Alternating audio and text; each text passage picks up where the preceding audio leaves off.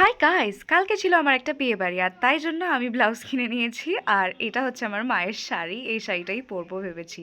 তো এ দেখো পরেও নিয়েছি, কেমন লাগছে অবশ্যই বলো। আর আমার ভাইকেও কেমন লাগছে সেটাও কমেন্টসে জানাতে ভুলো না।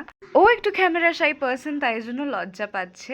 যাই হোক, তো প্রথমেই আমরা উবের করে নিলাম, উবের করে ডেস্টিনেশনে পৌঁছে গেলাম। আর পৌঁছে যাওয়ার পরেই তো দেখো আমার পিসিমণি আর পিসা দুজনের ছবিটা কি কিউট লাগছে। প্রথমে গিয়েই কফি নিয়ে নিলাম। স্টার্টারে আরও ছিল কাবাব, ছিল paneer, fish ball, everything and also mocktail. আমি কিছুই বাদ দিইনি, সবটাই খেয়েছি। আর খেয়ে তো পেট ভরিয়ে নিয়েছিলাম আগেই।